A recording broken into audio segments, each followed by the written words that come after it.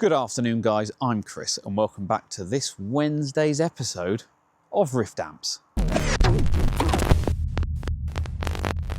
Happy Monday everyone, or Tuesday or Wednesday, whenever it is you are watching this video. It's Monday for me as I'm filming this. It's just after lunch and my phone has not stopped ringing. I've actually just stuck it on silent so I can get on with some jobs, because otherwise, it will just be a whole day of answering inquiries and not actually getting any work done.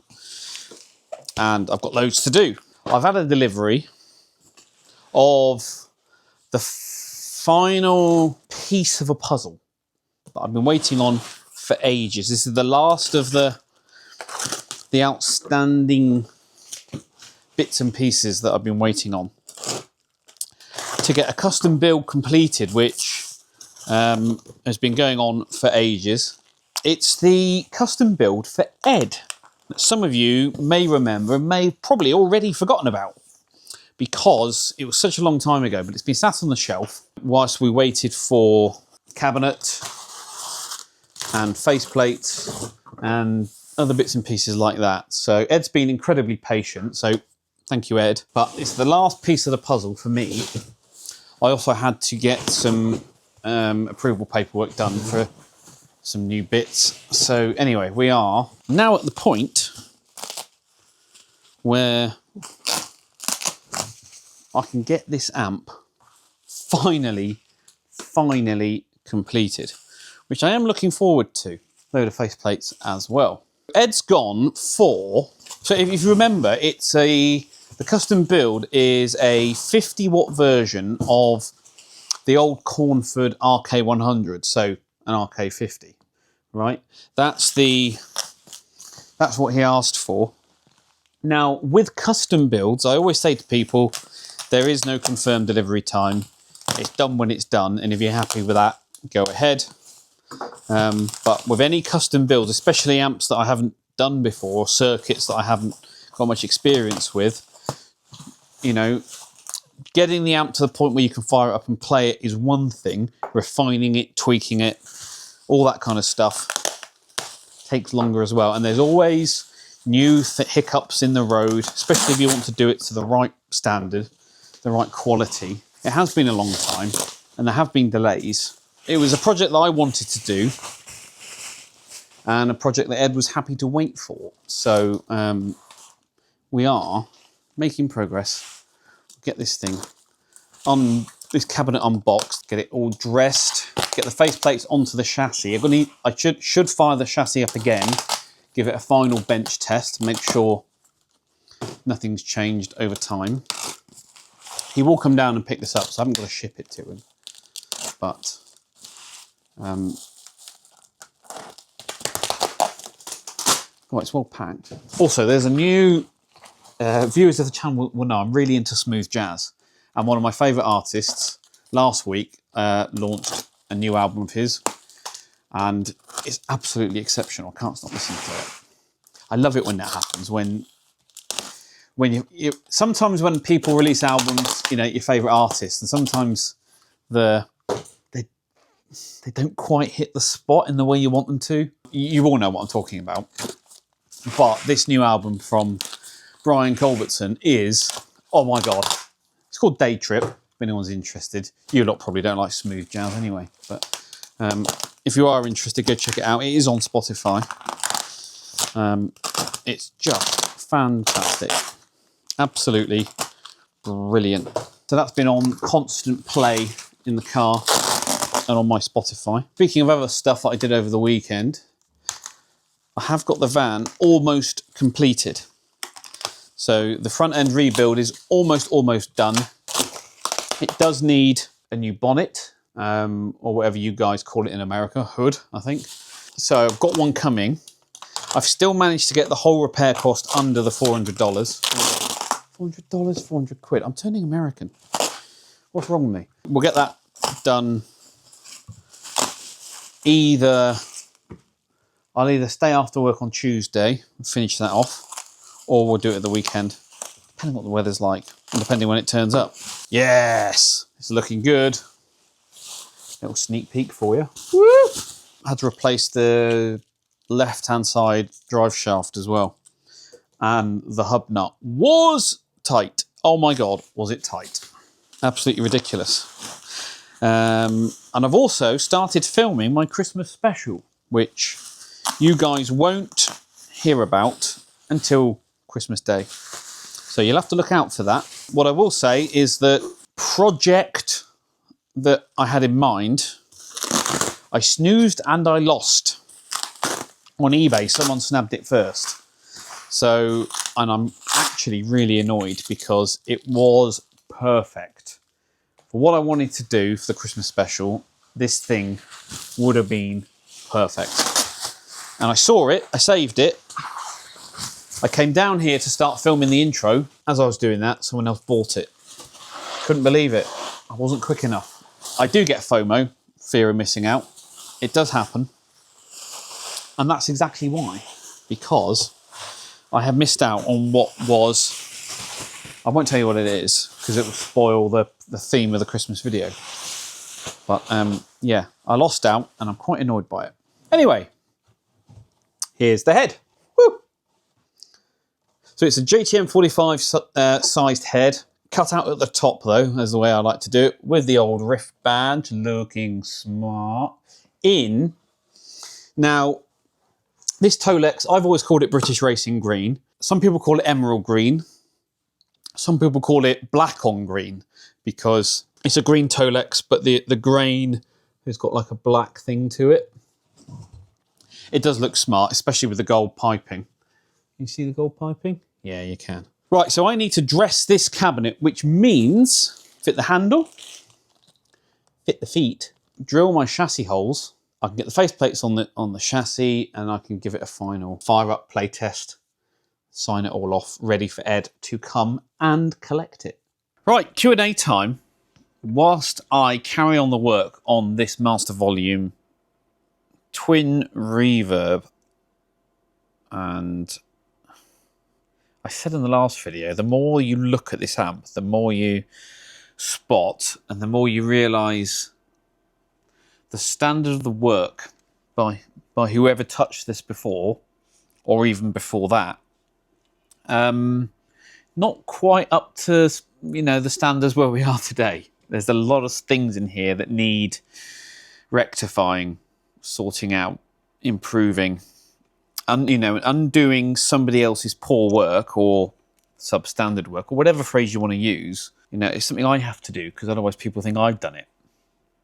So you have to go through and get all that stuff done.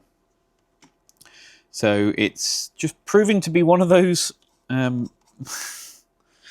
jobs that's, you know, the minutes are adding up on it. And a lot of it will be, you know, small incremental improvements, which will add up. You know, when you stack them all together, it does make for a much better amplifier. But you've got to go through that process, and it does take time. Thankfully, however, the autumn sun is out. Beautiful day today.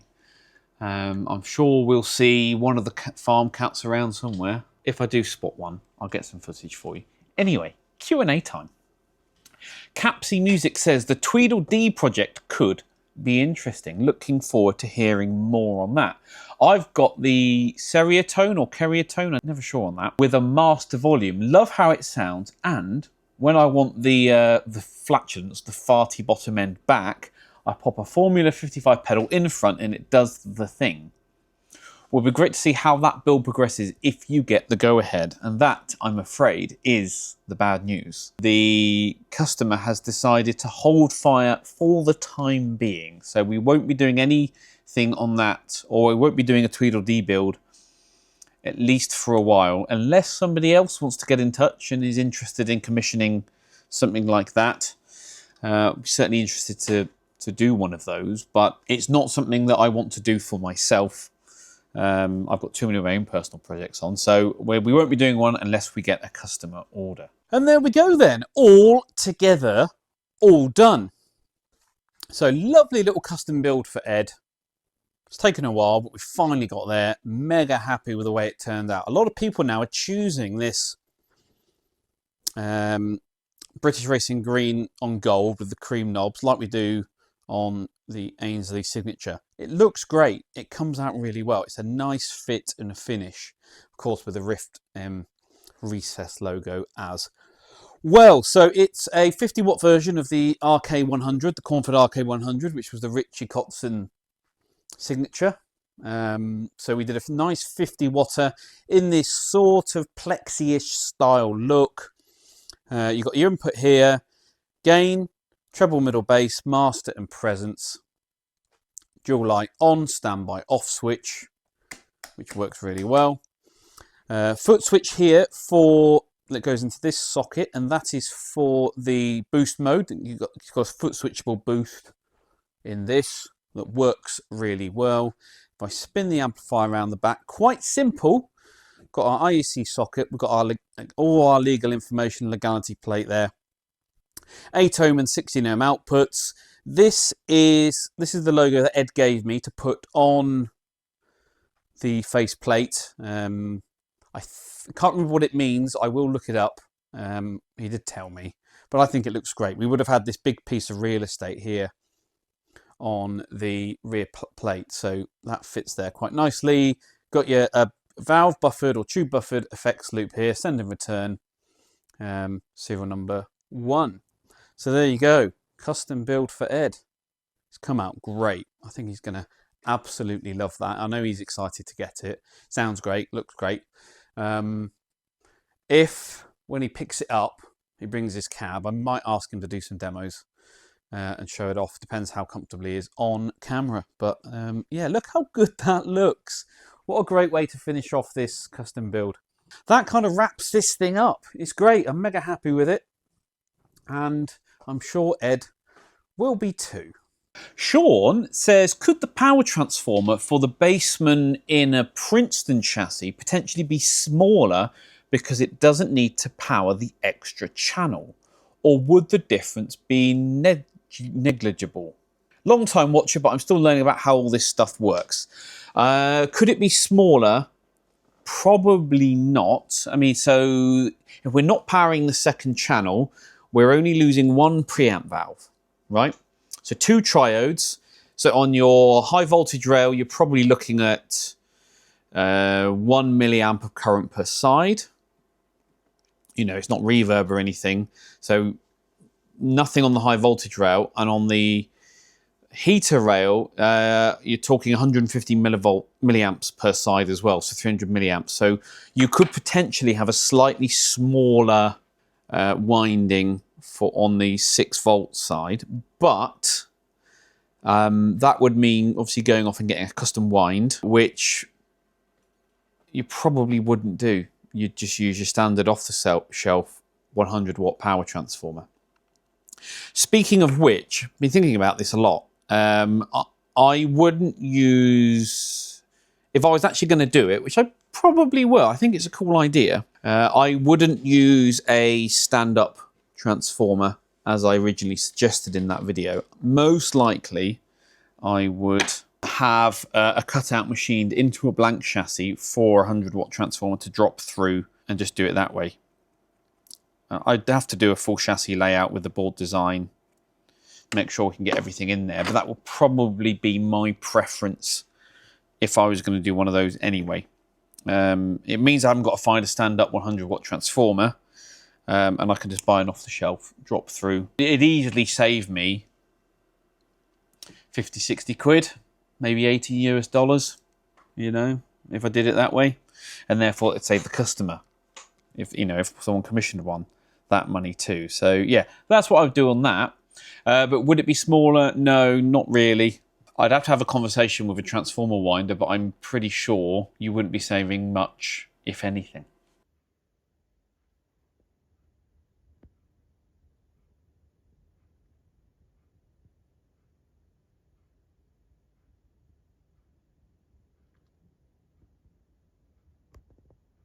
John Burns, regular commenter, says, hi Chris, is there, when you're doing the heater wiring, is there an easy way to keep the heater wires in phase with each socket? I.e., do you mark one wire before moving on to the next socket? I'm not sure if I've explained this properly with the correct terms, but I know what I mean. The easiest way is to use 2 different coloured wires in your twist, like Marshall did. They used a red and a black twist, and that way they could keep the phasing the same.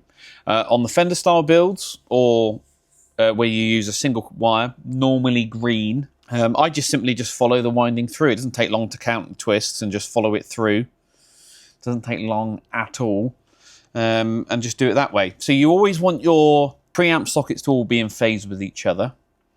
Some people will say they don't know whether it makes a difference or not in terms of hum reduction. I'm telling you it does. How much of a difference depends on the circuit and other things as well. But if you take an amp that's perfect, where all the heaters are perfectly in phase, and you switch the phase just on V1, you can measure a hum difference. It might be a huge difference, it might be a small difference, but there is a change. So, you know, and if you're working at this level and you want to try and optimize everything, why wouldn't you just take the time to make sure they're all in phase? So you always want your preamps in phase, you want your output sockets in phase. Do the preamp sockets need to be in phase with the outputs in sockets? I've yet to discover a reason why in terms of noise and hum, but if you're going through that process, you may as well do them all in phase, and then, you know, then you're good and you're done. But I just simply follow, just say, oh, there it is, it goes round from pins 4 and 5 on a preamp socket, for example. Just follow it round. See, on this twin reverb here, I've just found one where it's not in phase, so I'll be going through and lining all those up. And if you take your vintage amplifier to a tech, or any amplifier to be fair, if they're not checking phase, or at least not checking for heater hum, there's a good argument for you to not use that tech. I'll just put it out there. Amp Focus, who I believe is a new commenter to the channel, welcome mate, says, just curious, what gauge wire do you use for the underboard connections, and do you prefer solid core or stranded? Thanks for the great videos, you're the best. Oh, thanks mate.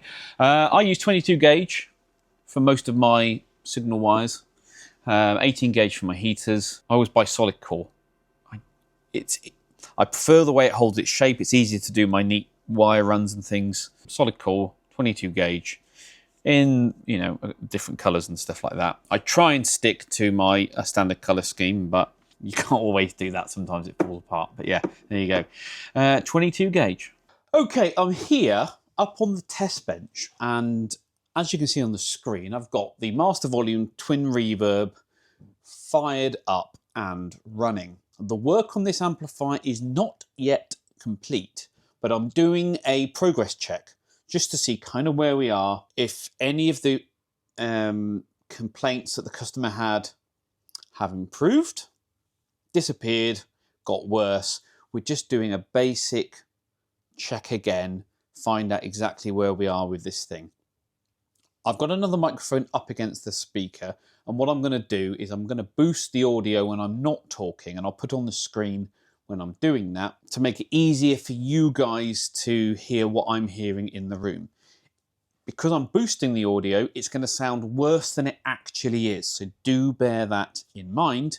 But I think it's a useful diagnostic tool, or a useful process to go through to understand where we are. The first thing I'm going to say, from when I first tested this amplifier on the bench before I started any work, is that it's, with all the controls on 0, the noise floor is almost non-existent, which is a really good thing. In fact, it's really difficult to tell if the amplifier is on. Right, so let's just sweep the controls then. And one of his first complaints was that there's an intermittent crackling and rustling noise.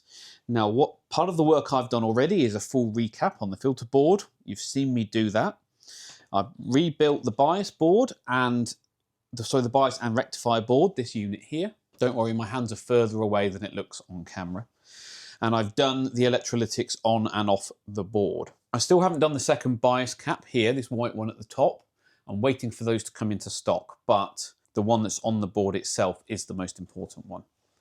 Apart from that, the only other thing I've done is tidied up the solder joints around the coupling caps to the output valves, cleaned up these solder joints, cleaned up a load of wax and stuff that's there, and there was a couple of other solder joints along the board that I've done. So that's really all I've done with this amp so far, but I need to get some updated baseline measurements so we know exactly where we are, what we're doing, whether we made all the improvements we need to, or whether we've still got a long way to go. I know there's more work for me to do, but I need to kind of get a progress update. Does that make sense? I hope it does. One of his complaints was that the master volume, this control all the way over here, is a little scratchy at both 3 and 8 on its setting. Let's just turn the control. I'll go silent, I'll boost the audio, and we'll listen together.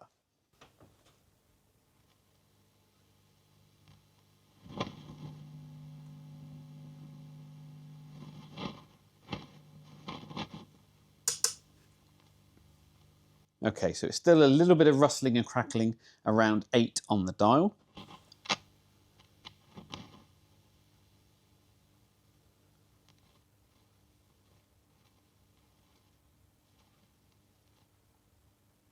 I certainly can't hear anything around 3.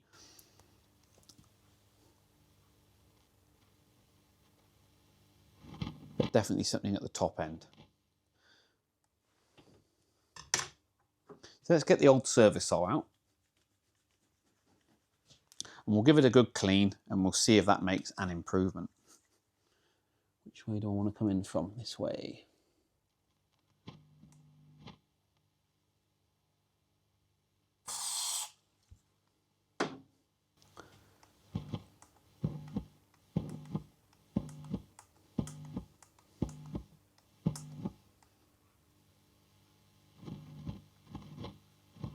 Okay, there's still something there.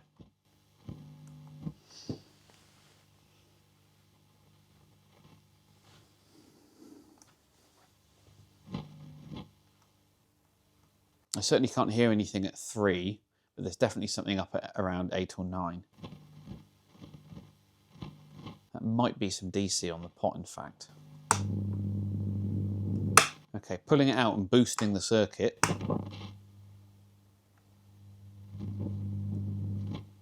Makes that more obvious.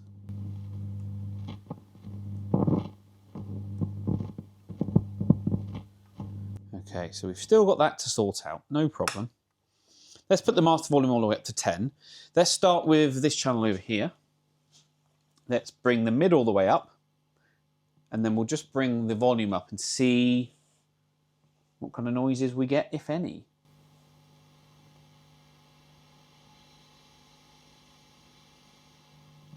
Volume control, nice and quiet. Treble control, volume is on 10, by the way.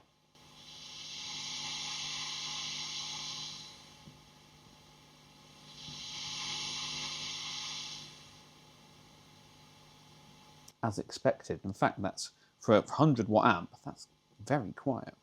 Bass control. Maybe bring the treble up first.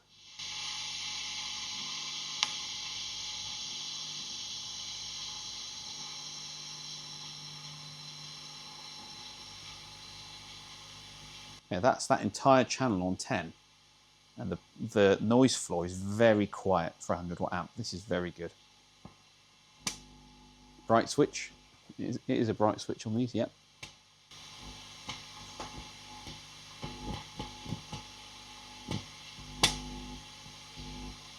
Kind of doing what you'd expect it to do.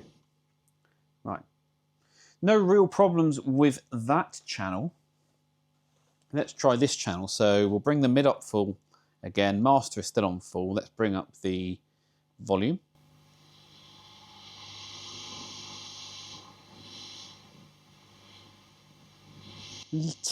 Tiny bit of scratchiness on that control. Treble.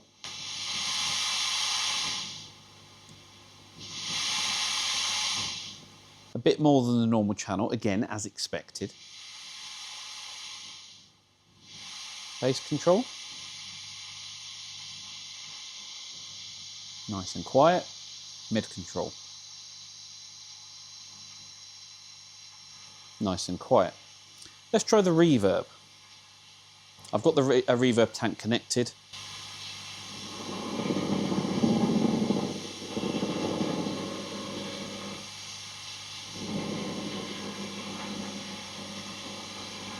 Okay, I can hear something going on. Almost like the springs are are vibrating. I can tell you they're not. It's most likely the reverb driver valve itself that can cause that noise. If I turn that channel off,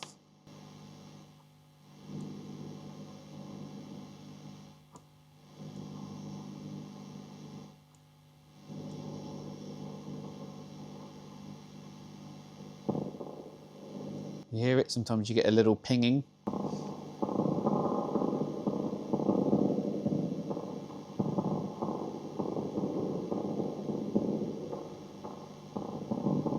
Now that sounds like it's somebody's moving the reverb tank, but that tank is up on the wall isolated. That's normally a faulty reverb driver valve itself that causes that.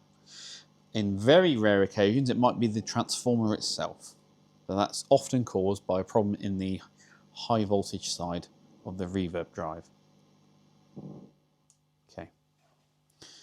Overall, much quieter. Much quieter than it was when it came in, which is good news. So I've still got some way to go. We're closer than I thought we'd be. We have made drastic improvements to this. I still need to do my phasing on my heaters. I still need to do the screen and grid stoppers on the output valves. You can see 2 of the screen droppers have been replaced. These green caps, green resistors here. But the grid stoppers, the 1K5s that sit directly above the output valves on the socket, all look extremely toasty, just like they did in Ollie's dual Showman, and the Vibrolux in fact. So I'm going to carry on with this, making good progress, and then we'll do this again once I've made further improvements and further repairs to the amplifier. Well, that's it then guys, thank you very much for watching once again. I'm just heading down the farm shop. Some of the pigs from over the summer have come back from processing and are now available to buy some sausages, pork chops and whatever you want. So I'm heading down there now to get something tasty for my dinner. So as always, please give this video a thumbs up, all of your comments and questions down below, subscribe and hit the notification bell if you haven't already. If you're feeling super generous like these guys have, why not join the channel or buy a t-shirt, and I'll catch you all at the next one.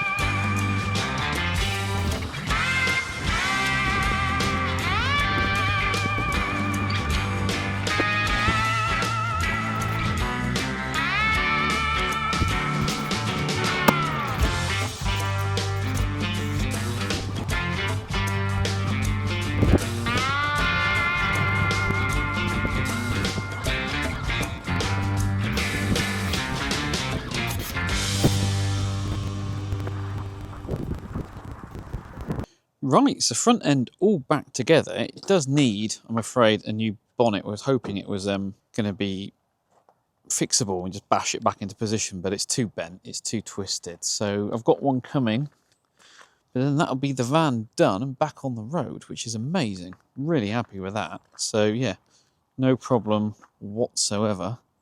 And I've also fitted right down in there